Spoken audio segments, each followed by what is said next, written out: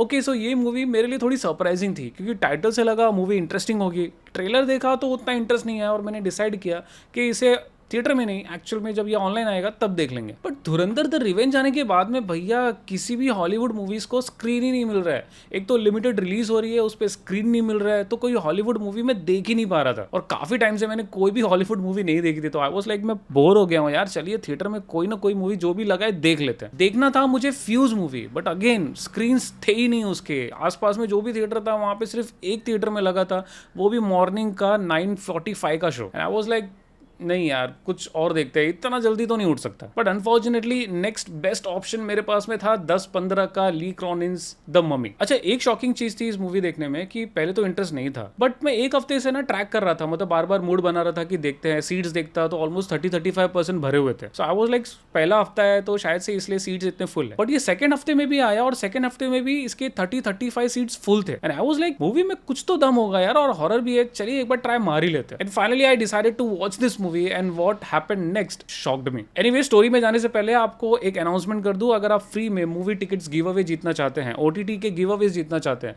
तो हमारे व्हाट्सएप और टेलीग्राम चैनल को ज्वाइन करना ना भूलें, लिंक आपको डिस्क्रिप्शन में मिल जाएगा। मूवी की स्टोरी फोकस करती है कैनन परिवार पर, जब इनकी छोटी बेटी गायब हो जाती है और 8 साल बाद मिलती है और इन्हें पता चलता है कि ये 8 साल तक मम्मीफाइड थी। यार 8 साल मम्मीफाइड होने के बाद में कोई जिंदा कैसे रह सकता है, यही एक बहुत बड़ी मिस्ट्री है। बट अभी याद आया स्टोरी की वजह से। सो परिवार बहुत खुश होता है अपनी बेटी को फाइनली पाके, मगर इनकी बेटी घर आने के बाद में जो जो चीजें होती हैं इनके घर में, वो आप एक्सपेक्ट तो छोड़ दीजिए, सोच भी नहीं सकते। जैसे ऑफ कोर्स मैं आगे डीप में कवर करूंगा, जैसे एक्सप्लोर करती है मूवी जिसका नाम है ली क्रोनिन्स द ममी। ली क्रोनिन डालना जरूरी था, राइट? मैं वही सोच रहा था ली क्रोनिन क्यों डाला है। आई थिंक ये इसलिए डाला गया ताकि ये एक मम्मी फ्रेंचाइज का रीबूट ना लगे, या शायद उसका कोई थर्ड पार्ट ना लगे।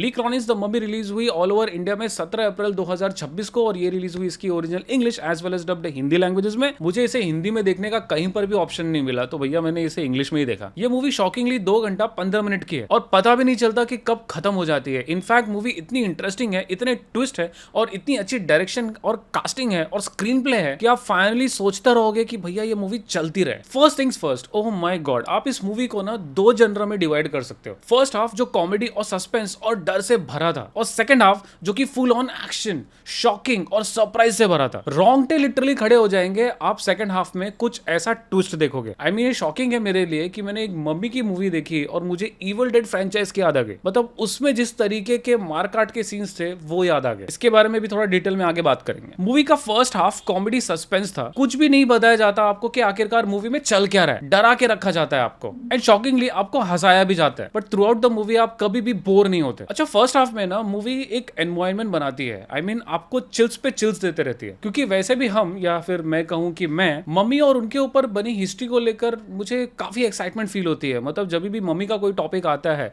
मम्मी के ऊपर कोई मूवी बने या मम्मी के ऊपर कोई डॉक्यूमेंट्री बने, तो मुझे वो देखना बहुत पसंद आता है। सो मम्मी की मूवी थी, मम्मी को लेकर मैं इंटरेस्टेड भी हूँ, मम्मी को लेकर फुल ऑन एनवायरनमेंट भी था, और मम्मी को लेकर बहुत ही लिमिटेड मूवीज भी हमने आज तक देखी हैं। तो ये एनवायरनमेंट बनाते बनाते फर्स्ट हाफ में बस यही था कि यार मूवी में कॉमेडी है, अच्छे क्यूट से कैरेक्टर्स हैं, लड़की का क्यूटनेस पर फोकस किया गया है मूवी में, और इसलिए मैंने कहा कि मूवी का स्क्रीन प्ले ना बहुत अच्छा है, क्योंकि हमें इस मूवी के स्टार्ट में इस लड़की की क्यूटनेस दिखाई जाती है और सेकंड हाफ में इसी क्यूटनेस को किस तरीके से कुचला जाता है ना, हम वो देख, और जिस तरीके से उसे कुचला जाता है, जो कनेक्शन हम फील करते हैं उस लड़की के तरफ, मतलब हम इमेजिन करते हैं कि यार भोली भाली सीधी सादी सी क्यूट सी लड़की थी और अब बेचारी के साथ में ऐसा हो रहा है, हमें एक इंस्टेंट कनेक्शन फील होता है। इसलिए मुझे इस मूवी की स्क्रीन प्ले बहुत अच्छी लगी। अब आते हैं सेकंड हाफ पे। भाई पागलपन है इस सेकंड हाफ में। आज तक आपने जितनी भी मम्मीज की मूवी देखी होगी ना, उसका एक डरावना और चिलिंग वर्जन आपको ये मूवी दिखाती है। वो होता है ना कि एकदम से वक्त बदल गया, जज्बात बदल गए, सेकंड हाफ में कुछ ऐसा ही होता है। Movie cute pretty family comedy से ऑलमोस्ट इविल डेड के मारधाड़ एक्शन सीक्वेंसेस पर पहुंच जाती है। अच्छा मेरी एक बहुत ही फेवरेट मूवी है ड्रैग मी टू हेल, अगर आपने नहीं देखा है ना तो प्लीज जरूर देखिए। ड्रैग मी टू हेल में जिस तरीके का डर और इतनी वियर्ड चीजें दिखाई गई थी, जो हॉरर एलिमेंट धीरे धीरे बनाया गया था,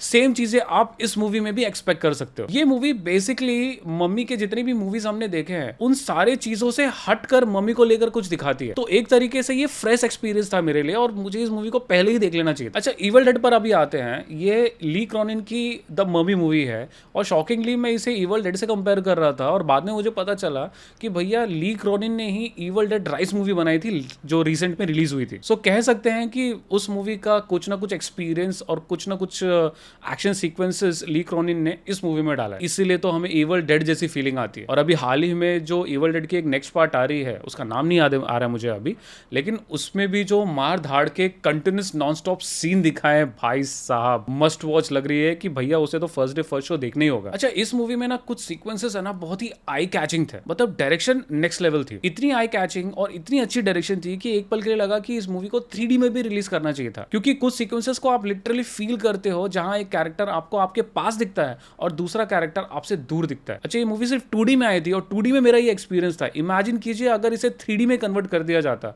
तो वो एक अलग ही लेवल पर एक्सपीरियंस होता। सो आई थिंक यहाँ पर प्रोड्यूसर्स ने थोड़ा कमाना मिस कर दिया। अगर 3D में होती तो मूवी का और मजा आता। अब बात करते हैं कैरेक्टर्स की। जैक रेनर एज चार्ली कैनन और लेइसा कोस्टा एज लरिसा कैनन उतना इंप्रेस नहीं कर पाए हमें, बजाय इसके कि थ्रू आउट द मूवी में ये दोनों बस आंखें बाहर निकाल कर शॉक्ड रहते हैं। So nothing impressive there. But Mae Calamawy as detective थोड़े टाइम के लिए आती हैं लेकिन छा जाती है। इनके गले को लेकर जो सीन था, आई मीन यक, देखने में वियर्ड लग रहा था बट एक अलग ही एक्सपीरियंस दे रहा था। Again I think this is inspired from evil dead movies, क्योंकि इस लेवल का हम इविल डेड की मूवीज में ही देखते हैं। मम्मी के मूवीज में आज तक मैंने नहीं देखा, जो कि अगेन शॉकिंग एंड सरप्राइजिंग था मेरे लिए। Last but not the least बात करते हैं हमारे मम्मी यानी कि केटी की, played by Natalie grace. Normally mummy की मूवीज में हम क्या एक्सपेक्ट करते हैं? एडवेंचर, फन एलिमेंट और बेदर्द मौतें। लेकिन यहाँ पे मूवी मेनली नैटली के कैरेक्टर पर फोकस करती है और एक तरीके से बॉडी हॉरर जनरल बना देती है मूवी को, जहां पर अजीब अजीब बॉडी के मार काट के सीन्स हैं, इतने कि शायद आप डिस्टर्ब भी हो जाएं। अच्छा, एक चीज इसी के बीच में बहुत अच्छी लगी कि इतने सारे दर्दनाक मौत होने के बावजूद भी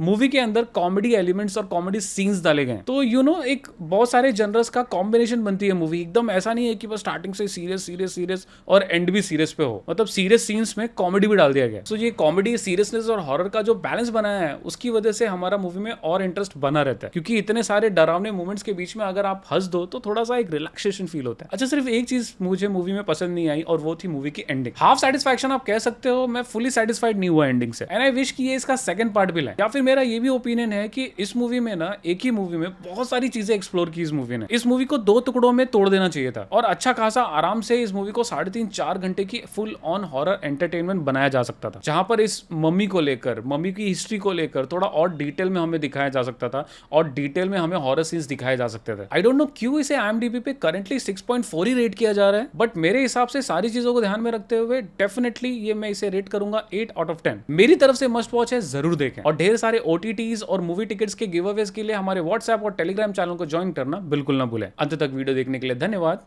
स्टे सेफ।